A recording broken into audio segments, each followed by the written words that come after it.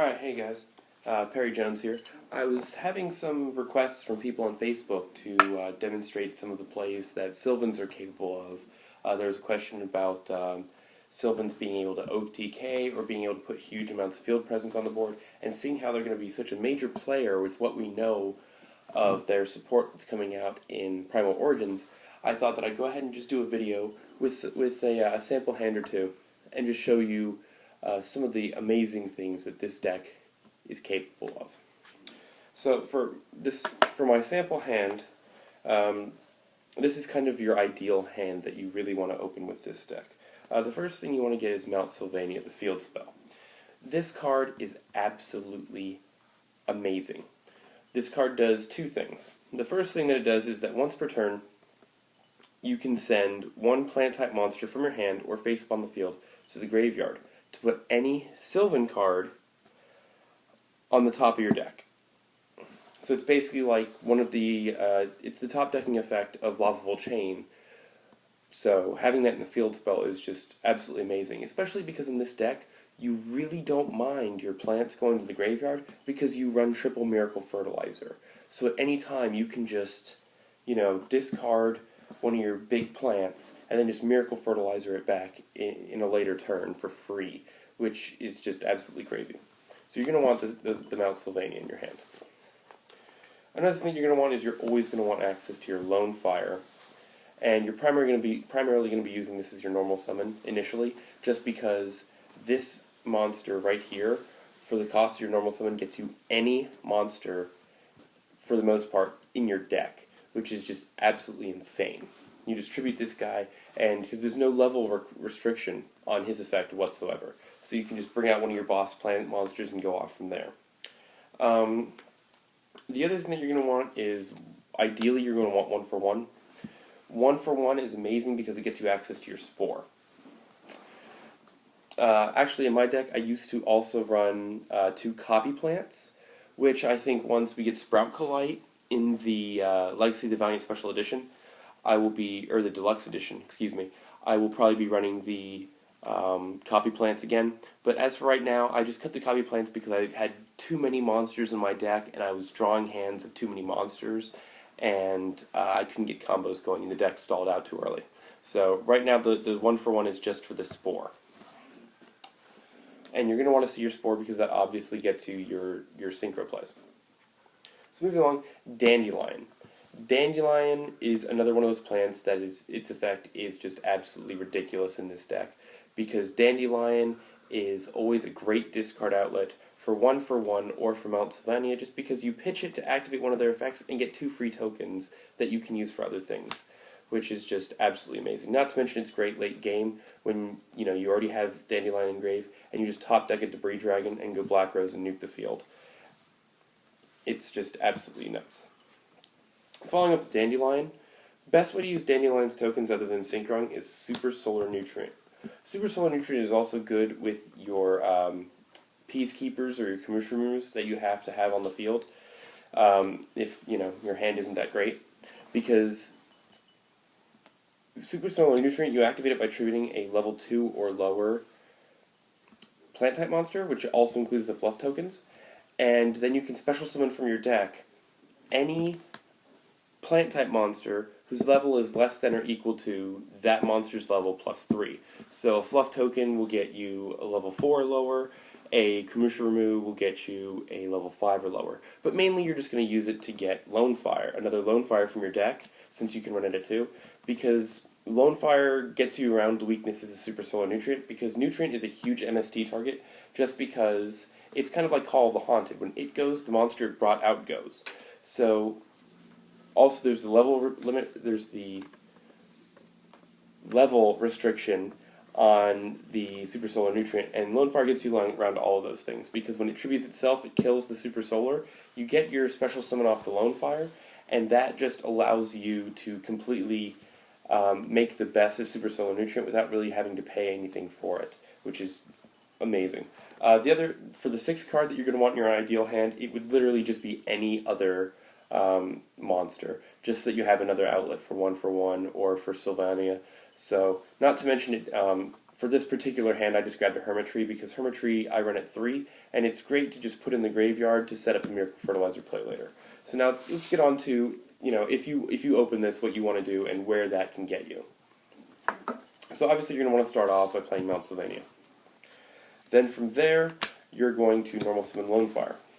Lone Fire is going to treat itself and get you from the deck your Sylvan Guardioak. Now, a lot of people don't even play Guardioak from what I've been seeing online, and personally I think it's a huge mistake, because whereas Hermitry is a lot of times better when you have Sylvania, if you don't have it, you need the ability to excavate up to 3, so that you have a better chance, a better probability of getting the particular Sylvan monster that you want to excavate. So I actually run 2 Guardioak personally, just because I love abusing his effect. Not to mention it's great because if you can get 2 Guardioaks on the field, you can always overlay them into Photon Strike Bouncer, which is really good in the game right now. So then moving on from there, I would then play the 1-for-1, sending the Hermitry to the graveyard to get the Spore out of the deck, because obviously I don't want to excavate it. So that's going to special summon me my Spore. From there, what I'm going to do is I'm going to activate the effect of Sylvania, sending Dandelion to the grave to put Peacekeeper on the top deck. Now, what Peacekeeper does is, when it's normal or special summoned, it excavates the top card of your deck, and if it's a plant, that goes to the graveyard. If not, it goes to the bottom of your deck. But the main effect that is just absolutely nuts about this card is that when it itself is excavated by another card effect, you can special summon any level 4 or lower plant type monster from your graveyard. So you can use, there have literally been games where I've used the same Lone Fire, up to 3 times in a single turn, which is just absolutely ridiculous. So I'm going to put the Peacekeeper on top of my deck.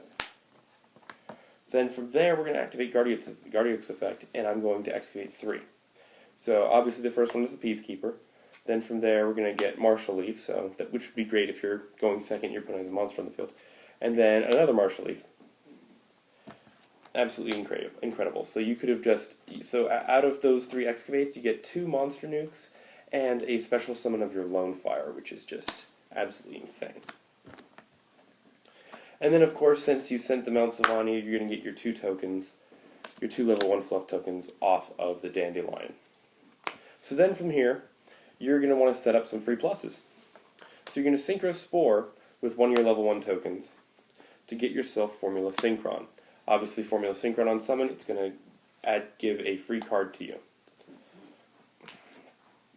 Then from there, I'm going to activate Spore's effect, banishing Peacekeeper, to add its level to Spore to make Spore level 2. So I'm going to synchro the now level 2 Spore with the Guardioak for a level 8, which in this case I'm going to get Stardust Dragon because I have the formula on the field.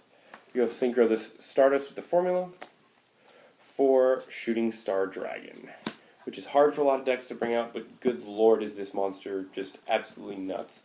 It's a it gives you a 33 beat stick that can, once per turn for absolutely free during either player's turn, just negate any destruction effect. Your opponent MSTs you, dark holes you, you attack into a Mirror Force, whatever, you just say no.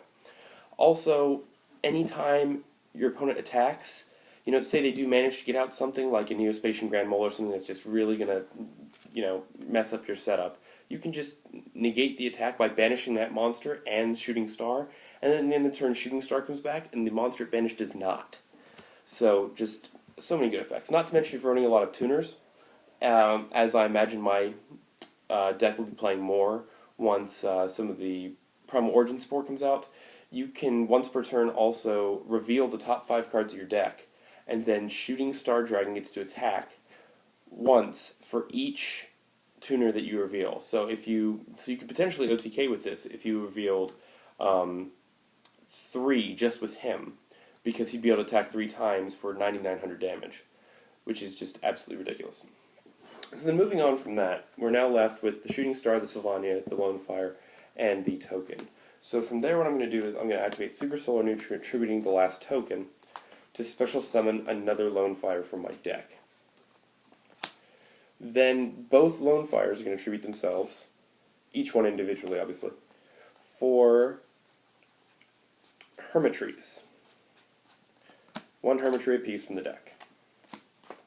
Hermitry is amazing because Hermitry, especially at this point, allows you, when it's a 2700 beater, it's a level 8, it's fire, which is going to become important when I give you a little bit of the deck profile later. But also its effect is that once per turn, you can excavate the top card of your deck. If it's a plant, it goes to the graveyard and activates its excavate effect. Plus you get to draw another card.